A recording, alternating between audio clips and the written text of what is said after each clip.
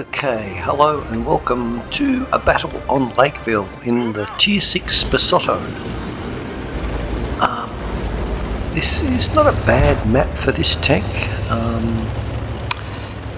because it's got some nice long stretches where you can stay hidden and fire at people, so from a TD perspective it's pretty good. I haven't been playing much lately. I've had about a couple of months off from the game and just been ignoring it, trying to get back into it a little bit at the moment, just seeing how that goes. And I think this is about the first day I've really played even more than just a handful of games. I think everybody's a bit pissed off with World of Tanks these days. They're busily just trying to sell everything to everybody without actually making the game any better. But anyway, at Tier 6, sometimes at Tier 7 I find that you can sort of still play the game the way it was. Not that dissimilar to how it was back 12-13 years ago when we all first started playing it. Anyway, so getting back to this game, this is an interesting little tank. It has a very, very high camo rating, just over 60% with the way I've got it set up and with food. That's higher than most of my light tanks, if not all of them.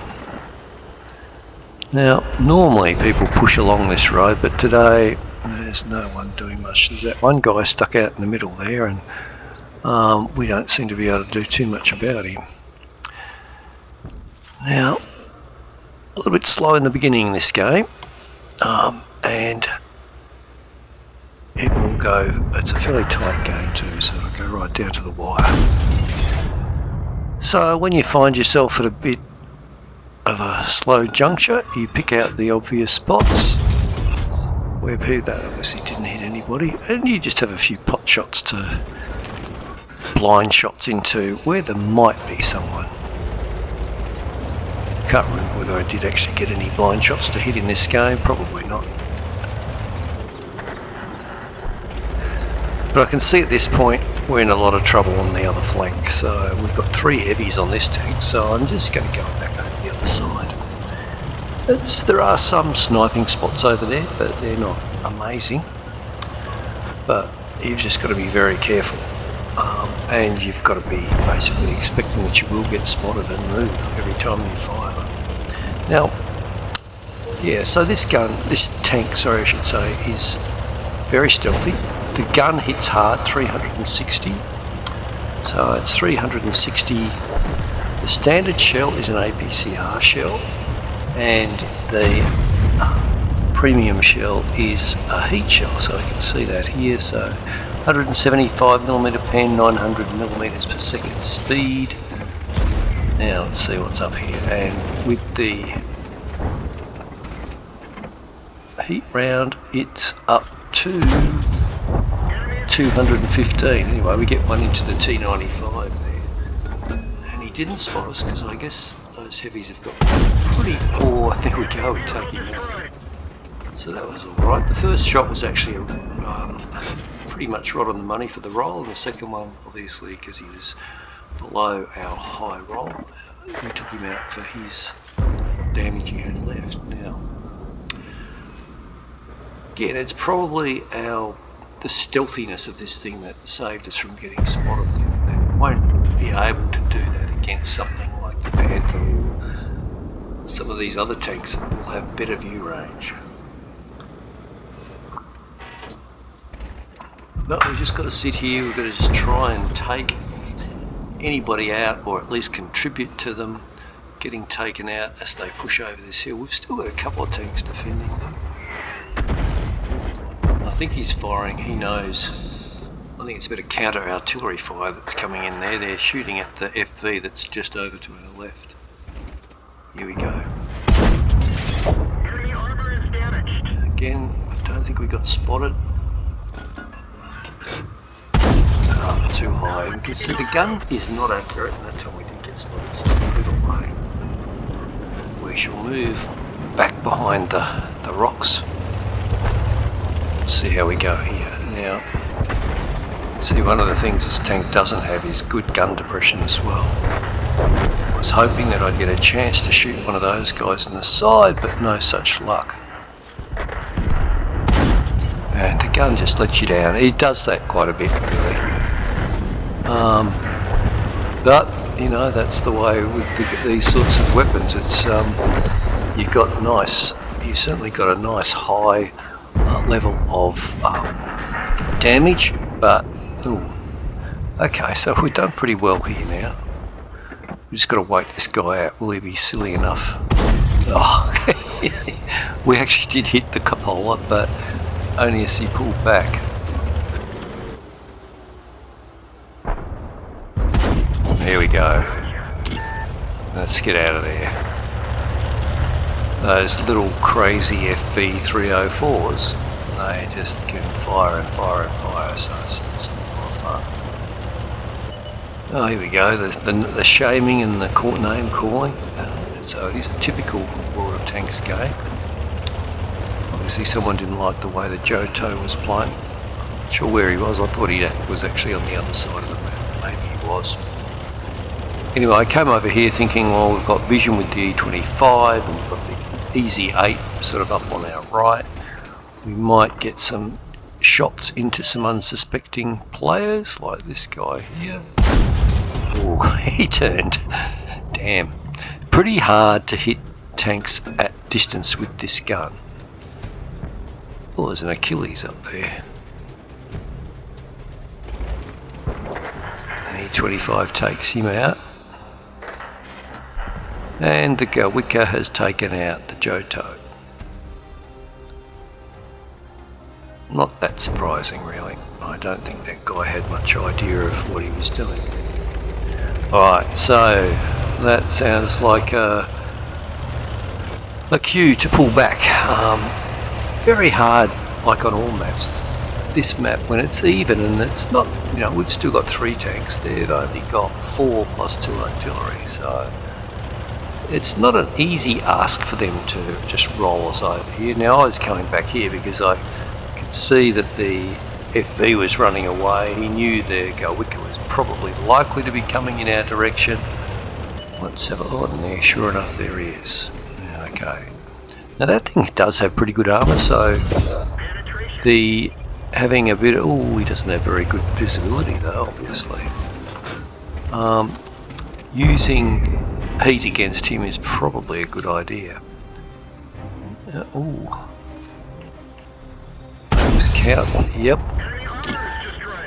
We got spotted, so we'll get out of there, otherwise the artillery will be coming after us in a big hurry.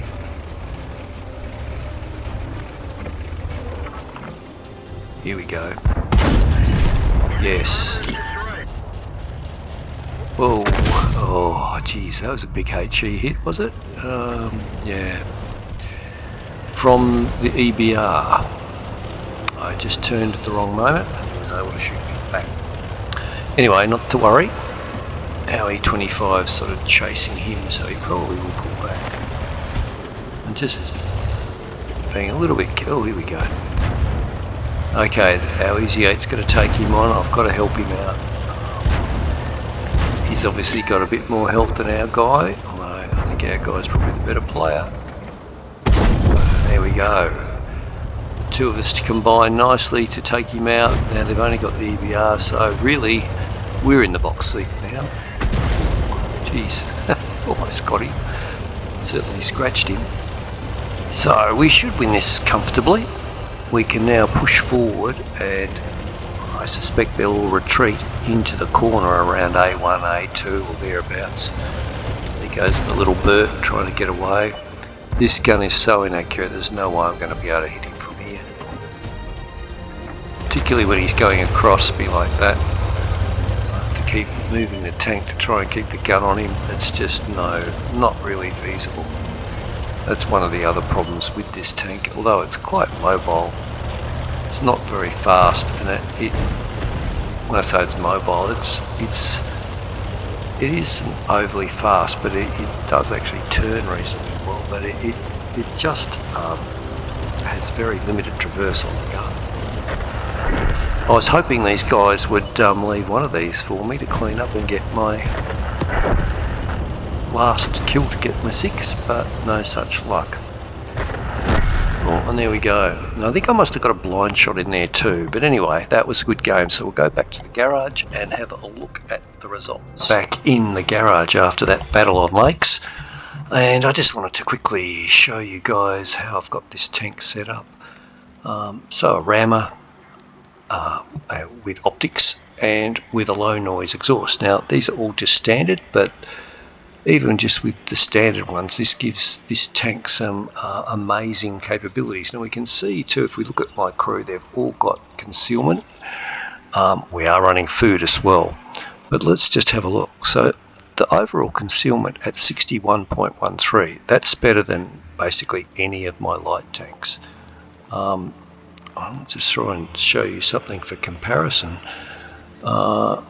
Here's the ELC even 90, and we scroll. Now I have not necessarily got this tank set up perfectly, but if we have a look at concealment, 53.58, so the little Italian TD has better concealment than the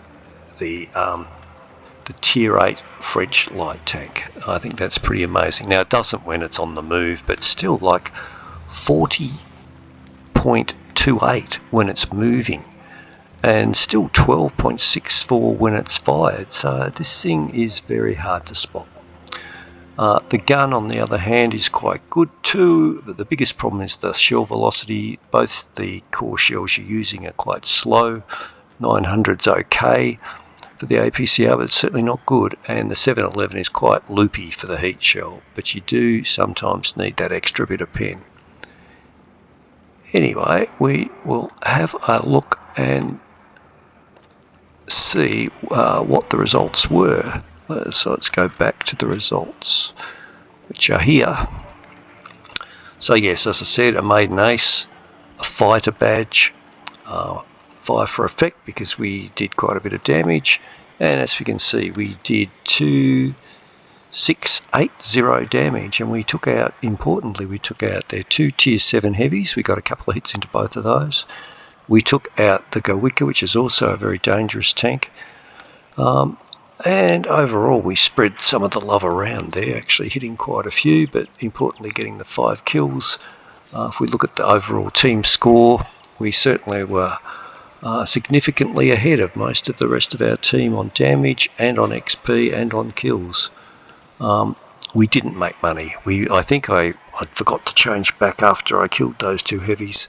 I might have changed back and then changed back again to heat, and that cost me in terms of the money making. But anyway, that's what you've got to do sometimes to win the games.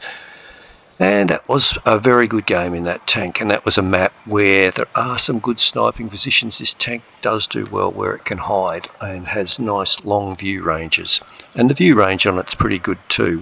You can see there 457 meters with just the standard optics. Anyway, look, thanks for watching. That was a really nice game.